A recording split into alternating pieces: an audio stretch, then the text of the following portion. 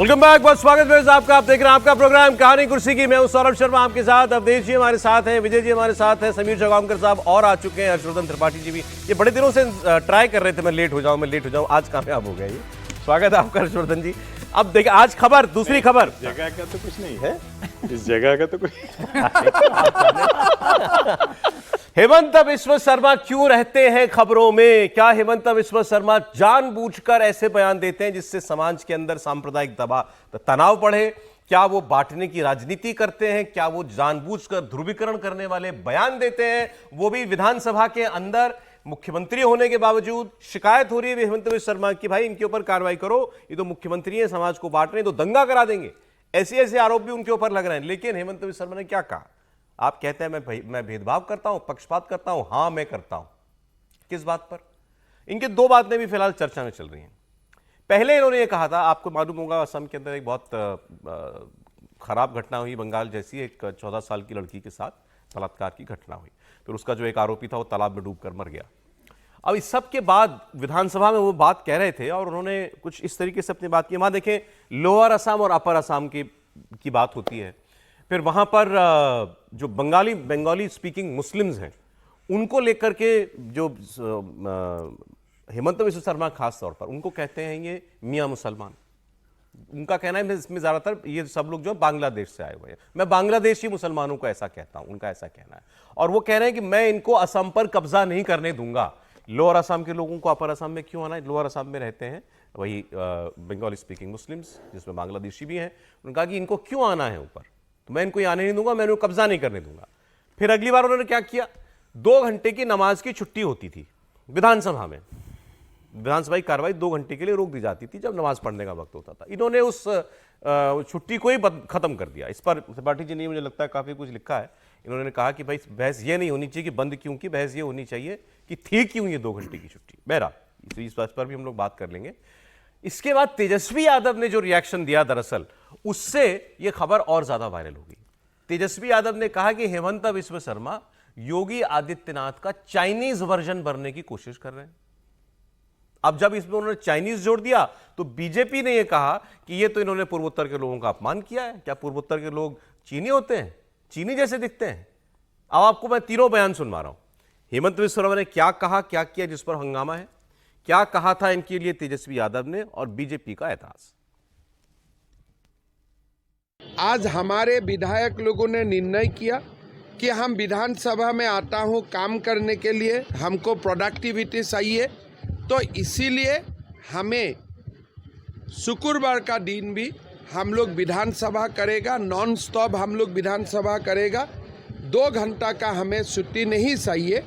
जिसको नमाज पढ़ना है जरूर वो अपना नमाज अदा करेगा, उसमें कोई आपत्ति नहीं है।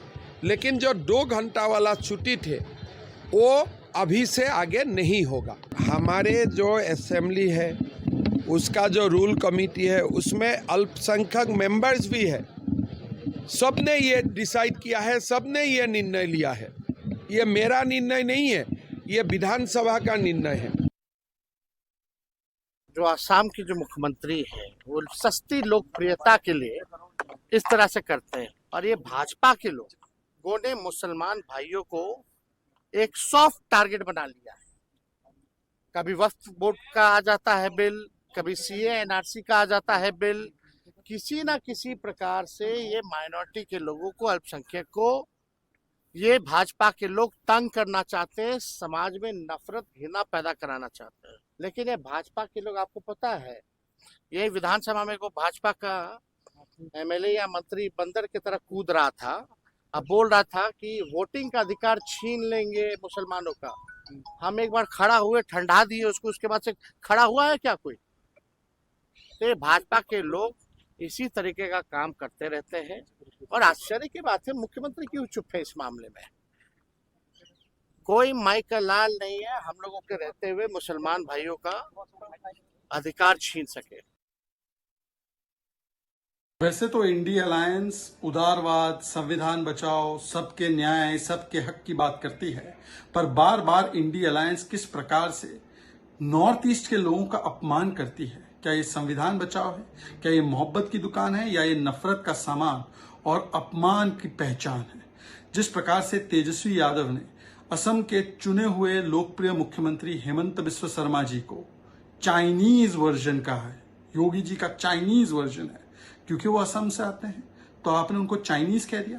क्या तेजस्वी यादव में सैम पित्रोदा की आत्मा घुस गई है? उन्होंने भी तो वो बात उसमें छूट गई जो आपने तेजस्वी की बात कही ना, वो बात पूरी कर दी शहजाद पूनावाला। उन्होंने कहा ये योगी जी का के चाइनीज वर्जन हेमंत बिस्व शर्मा जो है वो बनने की कोशिश कर रहे हैं जी। 2 घंटे की छुट्टी बंद कर देंगे, कहेंगे कि हम मियां मुसलमानों को असम पर कब्जा नहीं करने देंगे। मुख्यमंत्री की आग लगाना चाहते हैं? नहीं, मुझे सचमुच ये बात नहीं समझ में आ रही है कि एक व्यक्ति अपने राज्य को घुसपैठियों से, देश विरोधियों से बचाना चाहता है तो सांप्रदायिक कैसे हो गया? और असमिया और मियां, ये लड़ाई वहां आज से नहीं है। जब गौरव गोगोई के पिता तरुण गोगोई मुख्यमंत्री हुआ करते थे तब थी। जब इंदिरा गांधी थी, जब उन्होंने कहा था कि इस देश से बांग्लादेशी घुसपैठियों को निकालकर बाहर फेंकना पड़ेगा, इसलिए नहीं कि वो बांग्लादेश से आ रहे हैं।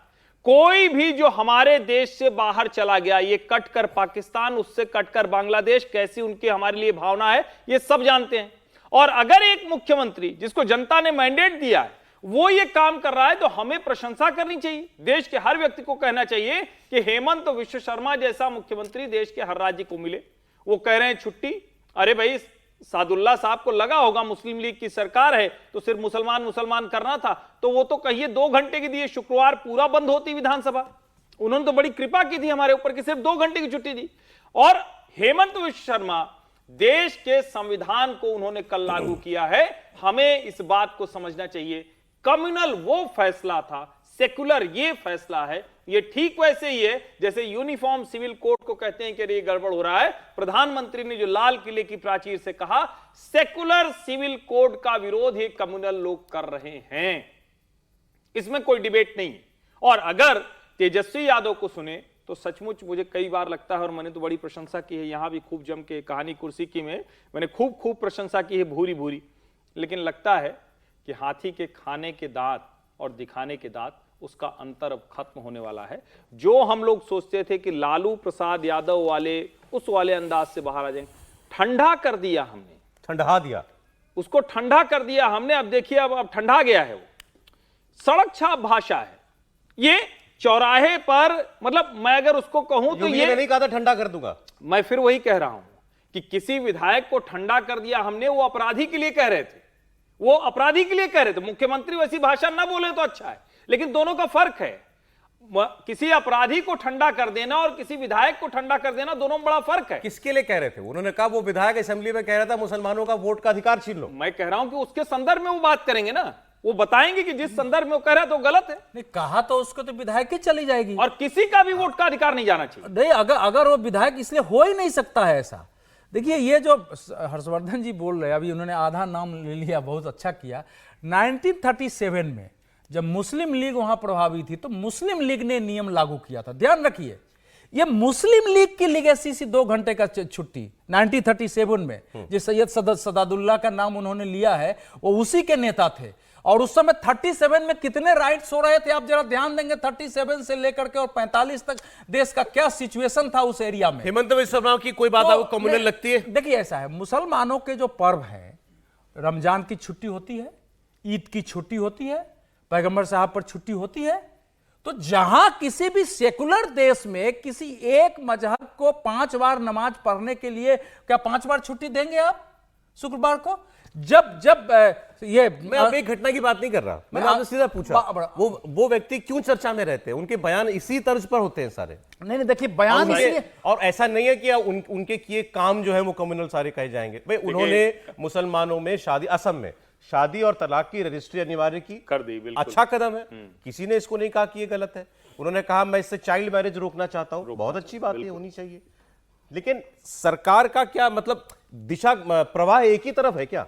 सर, मेरा कहना है एक बड़ी रोचक बात है, जितने मुख्यमंत्री अच्छा काम कर रहे हों, जितने मुख्यमंत्री हिंदू मुसलमान का भेद मिटाकर एक जैसा कानून लागू करना चाहते हैं, जितने मुख्यमंत्री किसी भी मजहब में, किसी भी धर्म में जो कुरीतियां हैं, बुराइयां हैं, उनको हटाना चाहते हैं, वो सब इस देश में कम्युनल कहे जाते हैं। और वो मुख्यमंत्री जो रोजा इफ्तार कर ले वो मुख्यमंत्री जो सच्चर कमेटी से लेकर रंगनाथ मिश्रा कमेटी से लेकर सब में मुसलमान को मतलब जमीन में गाड़ दे, इतना नीचे वो चला जाए, कई जगह वो दलितों से भी नीचे चले गए, वो मुख्यमंत्री बड़ा अच्छा है। इस देश में आप कुछ न करिए तो कहेंगे अरे वाह कितना बढ़िया व्यक्ति है, किसी खिलाफ कुछ करता नहीं है, कितना सुंदर व्यक्ति है। तो इस देश ने जो फ्रॉड सेकुलर नैरेटिव किया है उसको हेमंत तोड़ रहे हैं, उसको योगी आदित्यनाथ तोड़ रहे हैं, नरेंद्र मोदी तोड़ रहे हैं, इसलिए वो उनको कम्युनल लगते हैं। हेमंत बिस्वा शर्मा कम्युनल है। देखिए, अभी हिंदुस्तान में एक नई तरह की पॉलिटिक्स शुरू हुई है। पहले पॉलिटिक्स चल रही थी, उसको भी आप सेकुलर के नाम पे कम्युनल पॉलिटिक्स के तरीके से चल रहा था, जिसको हर्ष जी ने भी जिक्र किया। लेकिन अब एक नई तरह की पॉलिटिक्स आई है जिसे मैं कहता हूँ अनएपोलॉजेटिक पॉलिटिक्स। पहले भी हो रहा था, लेकिन पहले जो हिंदू की बात या मुसलमान के खिलाफ की बात जो थी ना, उसको करते करते हिच हुआ करती थी उन राजनेताओं में, एक हिचकिचाहट होती थी। अब वो अनएपोलॉजेटिक हो गए हैं, वो जो बात कर रहे हैं और बेहतर बात है, जो आप सोचते हैं, जो आप करना चाहते हैं, उसको साफ साफ तौर पर कहें कि किस तरह से बात कर रहे हैं। अब इसमें क्या होता है कि बहुत सारी बातों को आप कम्युनल कह सकते हैं, बहुत सारी बातों को नहीं कहते। इसका मतलब ये नहीं कि हेमंत बिस्वा शर्मा कम्युनल हो गए, बहुत सारी बातों को वो ठीक कर रहे हैं, लेकिन फिर भी किसी मुख्यमंत्री को, किसी भी जिम्मेदार पद पे बैठे व्यक्ति को एक माहौल में सद्भाव बना रहे, इस पर ध्यान देना चाहिए। कई बार सही फैसले भी सद्भाव को खराब करते, ऐसा नहीं है कि नहीं करते। तो इस बात का ध्यान भी रखना, लॉ एंड ऑर्डर को ध्यान रखना, या कुछ समाज में कुछ गड़बड़ ना हो, इसकी जिम्मेदारी उचित भी हो तो भी सद्भाव का ख्याल रखना पड़ेगा। ये जरूरी है। ये हाँ, रिएक्शन से डरे, खासतौर से मुख्यमंत्री, काम अच्छा है, फैसला अच्छा है, तो क्या रिएक्शन से डरना चाहिए? नहीं डरना चाहिए, कोई नहीं होगा, लेकिन उसका भी एक तरीका होता है ना, कैसे एग्जीक्यूट करते हैं। आप सोचिए ना, 1990 में मंडल कमीशन की रिपोर्ट आई, जितना हंगामा हुआ उसके बाद वो रुक गई ना, लेकिन 2 साल बाद नरसिम्हा राव ने उसको लागू कर दिया ना। राम जन्मभूमि का मंदिर निर्माण 5 साल कोर्ट के फैसले के बाद हो गया ना, तो सही फैसला था। लेकिन कई चीजों को आप समय के साथ भी चलाते हैं, काम करने का और बताने का तरीका। लेकिन वो उनकी पॉलिटिक्स है कि वो इस तरह से काम कर रहे हैं, और ये कहना कि वो सारा देश सुधार रहे हैं। अरे पार्लियामेंट में मायावती जी ने खड़े होकर कहा था ना, हामिद अंसारी जी के लिए उपराष्ट्रपति थे कि नमाज पढ़ने चले जाते हैं। कोई भी बोलने वाला तो आपने जो है अहमद अंसारी जी के लिए क्या वो जिक्र कर दीजिए पूरा। दूसरा में हेमंत बिस्वा शर्मा की बात पूरी कर लें सर, मायावती जी वाली, क्योंकि रेफरेंस तो पूरा जाए। दरअसल हामिद अंसारी जी के लिए उन्होंने कहा था कि ये बहुत खराब है कि सदन की कार्रवाई चलती रहती है और ये उठ के नमाज पढ़ने चल देते हैं। और कमाल की बात यह है कि उसको और लोग, विजय जी, अवधेश जी ध्यान कराएंगे कि उसको कार्रवाई में चूंकि लाइव लोग देख के उस पर चर्चा न करें, इसलिए वो कार्रवाई बाद में हटवा दी गई। ये भी समझिए, कार्रवाई रोक देते थे वो जाने के लिए। आप मुस्लिम अपीजमेंट की इस हद तक जाएंगे और उपराष्ट्रपति ऐसा व्यवहार करे। बिहार से बड़ी खबर आ रही है। देखिए, हेमंत बिस्वा शर्मा का मैं एक राजनीतिक पक्ष बता रहा था कि 14 सांसद आते हैं आसाम से, इतना छोटा राज्य है, लेकिन वो एक बड़े नेता भारतीय जनता पार्टी के बनकर उभरे। देखिए, एक संकट मोचक के रूप में भी भारतीय जनता पार्टी के नेता बने। जब शिवसेना के विधायकों ने बगावत की थी एकनाथ शिंदे के नेतृत्व में, तो उस समय था कि क्या भोपाल भेजा जाए, उन्हें गोवा भेजा जाए, कि कहाँ भेजा जाए, लखनऊ भेजा जाए। लेकिन अमित शाह ने कहा कि इन्हें हेमंत बिस्वा शर्मा के पास गुवाहाटी भेजो, तो वो गोवा गए, गोवा से सूरत गए, सूरत से उन्हें फिर गुवाहाटी भेजा गया। आज हरियाणा, जब आप देख रहे हैं कि झारखंड जैसा इतना इंपॉर्टेंट चुनाव है, तो वह उन्हें शिवराज के संग सब प्रभारी बनाकर भेजा गया है। तो हेमंत बिस्वा शर्मा सरकार तो बेहतर चला रहे, भारतीय जनता पार्टी के संगठन में एक बड़ी भूमिका निभा। और इनके लिए एक बात, बहुत इंपॉर्टेंट बात बता दूं कि जब 2014 में भारतीय जनता पार्टी में आए थे कांग्रेस छोड़ के, अमित शाह जी राष्ट्रीय अध्यक्ष है, तो ये अकेले ऐसा नेता है कि जब जो अमित शाह से मिलने गए तो अमित शाह ने जिसके साथ लंच किया था बिठा के, बाकी किसी नेता को अमित शाह ने अपने घर में बुला के जब भारतीय जनता पार्टी ज्वाइन की है, लंच नहीं किया। ये अकेले नेता जिनके साथ लंच किया। अब जरा बिहार समझिए साहब, बिहार से खबर आ रही है। अब बिहार ये हमारे देश में जाति नहीं, और नेता लोग जो हैं उसको छोड़ते नहीं। अब सोचिए बिहार की खबर। बिहार में नीतीश कुमार के करीबी और जेडीयू के नेता अशोक चौधरी, उन्होंने एक बयान दिया, इस पर हो गया विवाद। अशोक चौधरी ने भूमिहार जाति को लेकर के जहानाबाद में कुछ कह दिया। उन्होंने कहा कि हम अति पिछड़ा उम्मीदवार जो हमारे थे, उनको भूमिहारों की तरफ से साथ नहीं मिला। फिर आगे उन्होंने कहा कि नीतीश कुमार ने भूमिहारों के गांव में सड़क बना दी, सब कुछ काम किया, लेकिन जब वहां से हमने अति पिछड़ा को टिकट दे दिया तो भूमिहार ने हाथ खड़े कर दिए, कहा कि साहब हम इनका साथ नहीं दे पाएंगे। ये अशोक चौधरी कह रहे हैं, बड़े नेता हैं जेडीयू के। और उन्होंने कहा कि जब अति पिछड़ा को टिकट मिलता है तो भूमिहार भाग जाते हैं। और साथ साथ अशोक चौधरी ने भूमिहार नेताओं को विधानसभा में टिकट न मिलने की एक किस्म की धमकी भी दे डाली। सुने। नीतीश कुमार ने क्या इस जहानाबाद में किया कि जहां भूमिहार का गांव होगा वहां सड़क नहीं बनेगा, लेकिन आप जब अति पिछड़ा को बनाते हैं तो भूमिहार लोग भाग जाते हैं। हम वोट नहीं देंगे। कहा नहीं दीजिएगा भाई, काम तो आपके आप ही हुआ है। आपका उम्मीदवार 4 बार आपका उम्मीदवार भूमिहार का जीतेगा, खराब होगा तो उसके लिए कहिएगा बढ़िया है। और मेरा उम्मीदवार 3 दिन 4 दिन आपके दरवाजे नहीं गया तो आप कहिए कि नहीं मेरा उम्मीदवार अच्छा नहीं है। ये कैसे बात चलेगा? मौलिक राजनीति थोड़ी होती है।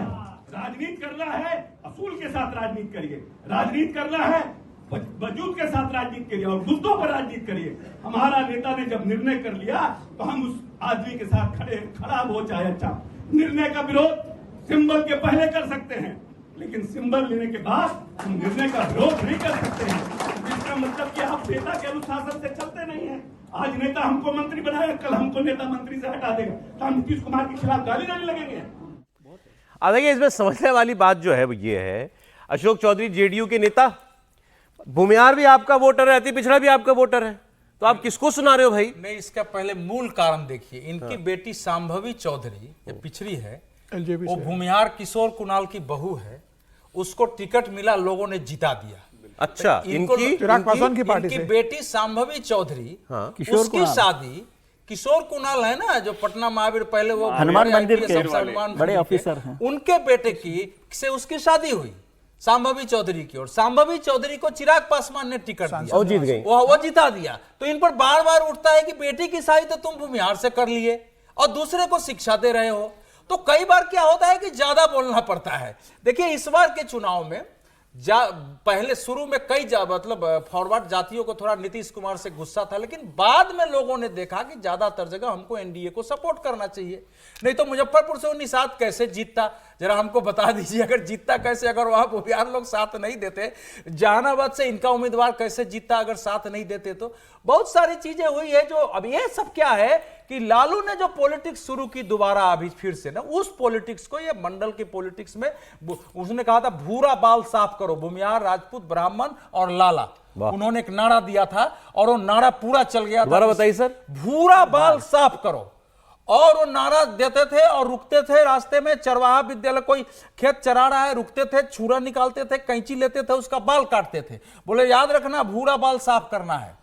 तो ये नारा उस समय खूब चला था, खूब अटैक हुआ था फॉरवर्ड कास्ट पर। उस समय एक भयावह परिस्थिति थी बिहार में, लोगों ने अपने अपने जमीन बेच बेच के बच्चों को बाहर भेज दिया था लालू जी के। इवन उसमें बैकवर्ड के लोगों को भी छोड़ना पड़ा था, बिल्कुल उसमें दलितों को भी छोड़ना पड़ा था। तो ये भूमिहार बैकवर्ड के बीच में क्यों ऐसी बात कर रहे हैं? एक जानबूझ करके एक जाति को टारगेट करोगे तो जैसे एक छवि भूमिहार ब्राह्मणों की बनाई गई थी कि ये दबंग जाति है और ये जमीन इनके पास ज्यादा है। अब वो सब फैक्चुअली नहीं है। बिहार में सच ये है कि जो भूमि सुधार का जमींदार विरोधी स्वामी सहजानंद ने आंदोलन शुरू किया मूल, जिनके बारे में नेताजी सुभाष चंद्र बोस ने कहा कि हमको जो है सहजानंद जैसा इस देश में 5 व्यक्ति मिल जाए तो मैं अंग्रेजों को भगा दूंगा। तो आज तो आप सबको गाली दे रहे हैं ना। आप समाजवादी धाराओं में देखेंगे इनका दर्द क्या है सर? मैं ये जानना, इनका दर्द है कि इन पर आरोप लगता है। अब क्या आप अगर पिछड़ी के थे तो आपको भूमिहार ही दामाद कैसे मिल गया आपको? ये तो चलिए एक पर्सनल बात है। अपने दामाद, अरे बड़ी चीज होती है सर जब आप वहां बैठेंगे ना सभा में। राजनीति में तो बड़ी चीज है ना, आप पिछड़े की राजनीति कर रहे हैं। नहीं, इन्होंने 26 साल की बेटी को सांसद बनवा दिया। सही बात। तो वो तो सवाल तो उठता है ना। ये तो देखिए इनका आरोप है भूमिहार ने पिछड़ों को वोट नहीं दिया। नहीं, ये तो इतने उम्मीदवार कैसे? आप देखिए ना, बीजेपी के जितने उम्मीदवार जीते हैं सब पिछड़े के हैं। कैसे नहीं? जनता दल के 12 भूमिहार प्रेडोमिनेंटली किसका वोटर है बिहार में? मोटे तौर पर एनडीए का। वो नीतीश कुमार को भी देता है, मोदी को भी वोट देता है। तो इस चुनाव में कहीं हुआ ऐसा कि नहीं वो कुछ पिछड़ों को लेकर? कई कारणों से कुछ वोटर इधर उधर जाते हैं, लेकिन ओवरऑल वोटिंग जो है वो एनडीए के पक्ष में गया है। अब देखिए, इनके बयान पर रिएक्ट करना पड़ा बीजेपी वालों को, साथ में सरकार चला रहे हैं। विजय सिन्हा को सुनिए जरा, उप मुख्यमंत्री। भूमिहार जाति नहीं है, एक कल्चर है और यह कल्चर भूमि से जुड़ने का, जमीन पर रहने का और जमीनी हकीकत को जानने की ताकत आज भी किसी को है तो जो जमीन से जुड़ा है उसी को है। और जाति की बात करने वाले, जाति की राजनीति करने वाले कभी न जमात के हितैषी है न राष्ट्र के हितैषी हैं। इस तरह के मानसिकता कोई भी पढ़ा लिखा व्यक्ति नहीं रख सकता, क्योंकि सबकी एक ही जाति है, वह जाति मानव जाति है और मानवता की रक्षा के लिए सबको मिल करके काम करना चाहिए, सबको सम्मान करना चाहिए। अब ये खुद भूमिहार हैं, इनकी मजबूरी हो गई बोलना विजय सिन्हा जी की। अब इनको बैलेंस करना पड़ रहा है। जेडीयू का साथी बोल रहा है भूमिहारों के लिए कि उन्होंने हम साथ नहीं दिया, अब आगे देखेंगे टिकट देंगे कि नहीं देंगे। भाई क्या मार मची है ये भाई एनडीए में बिहार में? नहीं, देखिए कई बार इसकी चर्चा हम लोग कर चुके हैं। जाति जाति जब आप बहुत करते हैं तो उसकी परिणति यही होती है। जहां पर ये दोनों खड़े हैं, अशोक चौधरी नीतीश कुमार के आंख कान नाक हैं, बहुत नजदीकी, मतलब इस तरह के नजदीकी हैं कि कहा जाता था कि एक समय में ये और संजय झा दो ही लोग हैं जो सरकार चलाने वाले में थे। अब जो वहां की राजनीति है, उस राजनीति में इस लोकसभा के चुनाव में तेजस्वी यादव ने भी कोशिश की, और चूंकि वहां भूमिहार प्रभावी हैं, उनकी कई जगह पर ताकत बहुत अच्छी है, और ये तो लगभग हर जगह हुआ है। क्या दूसरी जातियां नहीं करती हैं? और मैंने तो कहा था कि यूपी में कई जगह राजपूतों ने, ब्राह्मणों ने, अलग अलग जगह जब उनको लगा कि एकदम से आप बात नहीं सुनेंगे तो दूसरी जगह वोट किया। मुझे लगता है कि राजनीति में जाति कितनी महत्वपूर्ण है उसको भी ये दिखाता है। और सिर्फ जाति जाति करें तो आपस में कैसे विजय सिन्हा और अशोक चौधरी ये एक ही सरकार में हैं, एक ही साथ हैं, किस तरह का संघर्ष करते हैं, और उसका नुकसान किसको होता है? जो नीचे इनके समर्थक होंगे वो आपस में मारामारी करेंगे, उनके बीच में क्या झगड़ा नीतीश जी के मन की बात कहती है तो बार-बार सर क्या नीतीश जी को नहीं पिछड़ों को नहीं, नीतीश जी कतई नहीं। नीतीश जी को बहुत अच्छे से पता है कि जितने वो पिछड़ों के नेता हैं उतने ही वो अगड़ों के नेता हैं, और नीतीश कुमार की यूएसपी ही यही है, ताकत यही कि उनके साथ उन जातियों के नेता भी हैं। भाई गजब है। भाई जिसको अगड़ा पिछड़ा मुसलमान सब वोट करता है। बिल्कुल। अभी इस पे दूसरे नेताओं का बयान आ गया। मुझे लगता है भूमिहारों के एक बड़े नेता जो बार बार बयान देते हैं, गिरिराज सिंह, अभी उनका तो बयान आना चाहिए कि वो भी भूमिहारों पे क्या बोलेंगे। इस बार तो भारतीय जनता पार्टी के 2 सांसद भूमिहार बने, तो गिरिराज सिंह बने और नवारा से विवेक ठाकुर बने, तो वो तो बोलेंगे भूमिहारों का तो मतलब मामला हुआ तो बिना पूरे वो रोकेंगे नहीं। जहां नहीं बोलना है वहां भी बोलते हैं, और यहाँ तो उनका अधिकार है बोलने का, उनकी जाति का मामला है। जी अपने को भूमिहार नेता के तौर पर नहीं चाहेंगे, गिरिराज जी धर्म पर बोलते हैं, हिंदू नेता के तौर पर बात करते धर्म पर हैं, बोलते तो भला क्यों बोलेंगे? और कोई भी जो समझदार नेता होगा वो ये काम क्यों करेगा? मजबूरी अलग हो सकती है इन नेताओं की, लेकिन जब आप कास्ट आइडेंटिटी की पॉलिटिक्स खुलकर बड़े बड़े नेता करने लगेंगे तो क्या होगा विजय जी? ये तो हो ही रहा है ना, इसमें करेंगे या करने लगेंगे की बात ही नहीं है। हिंदुस्तान की पॉलिटिक्स बिना कास्ट के नहीं चल रही, और बिहार में यदि आप ये सोच रहे हैं तो आप आंखें बंद करके ही रह रहे हैं। वहां पर पॉलिटिक्स ही सारी कास्ट की चल रही है। देश भर में, अब तो और देश में आप बढ़ा ही रहे हो उसको कि सारी कास्ट की पॉलिटिक्स हो। और इस हकीकत को जो हर्षवर्धन जी कह रहे हैं कि भाई जब आप रोज जाति जाति करेंगे तो फिर यहाँ पर आकर भिड़ना ही पड़ेगा ना आपको कहीं ना कहीं तक, क्योंकि आपके इंटरेस्ट जहां क्लैश करते हैं वहां आप जाति पर आ जाते हैं, आपके इंटरेस्ट जहां क्लैश करते हैं आप वो जाति छोड़ के धर्म पर आ जाते हैं, आपके इंटरेस्ट क्लैश करते हैं तो आप लैंग्वेज पर आ जाते हैं। महाराष्ट्र में क्या हो रहा है कि कुछ रीजनल लैंग्वेज को लेकर बात हो रही है, रीजन को लेकर बात हो रही है, तो आपके इंटरेस्ट किस तरह से क्लैश कर रहे हैं वो है। अब ये तो हमें तय करना है कि हम जाति की राजनीति करना चाहते हैं या विकास की राजनीति करना चाहते हैं या किसी और रास्ते पर चलना चाहते हैं, और ये चलता है। इसमें कोई बहुत फर्क पड़ जाएगा? आपको लग रहा है कि दोनों से कोई फर्क पड़ने वाला नहीं? इन्फॉर्मेशन भेज दिया कि हम लोग बात करें ना विजय, ये बोले क्यों अशोक चौधरी? जहानाबाद में भूमिहारों ने ईबीसी के एक्सट्रीमली बैकवर्ड कास्ट के कैंडिडेट चंद्रेश्वर चंद्रवंशी को वोट नहीं दिया था, इसका जिक्र ये कर रहे थे। हाँ, वो अति पिछड़े का ही तो जहानाबाद से इस बार जेडीयू का उम्मीदवार नहीं जीता, आरजेडी का जीत गया, तो वो है टीस मन की, जो ये राजेश हमारे रिपोर्टर है उन्होंने जानकारी दी। 4-5 रिपोर्टर मुंबई के, कहीं राजपूत ने नहीं दिया है, कहीं ब्राह्मण ने नहीं दिया है, वोट कटा है। वो आईपीएस जो खड़े थे उनका ऐसे अलग अलग कई सीटों पे है, पवन सिंह खड़े थे वो है, तो एक ही जाति नहीं किया है उन्होंने अपनी कोशिश। अरे हरियाणा का बॉर्डर कब खुलवा रहे हैं आप? अब तो बॉर्डर बंद है महीनों से, मालूम है आपको? अब तो भूल ही गए सब उसको लोग। उस बॉर्डर पर जहां पर खट्टर साहब मुख्यमंत्री थे, जब दूसरा किसानों का आंदोलन शुरू हुआ था, शंभू बॉर्डर, उस हाईवे पर वो अभी तक किसान बैठे हुए हैं, उसके 200 दिन पूरे हो गए, और अब वहां पर आज एक बहुत बड़ा मजमा लगा है, बहुत बड़ा वहां जलसा जैसा कह लीजिए उसको किया गया है, और उसके अंदर विनेश फोगाट भी पहुंची है।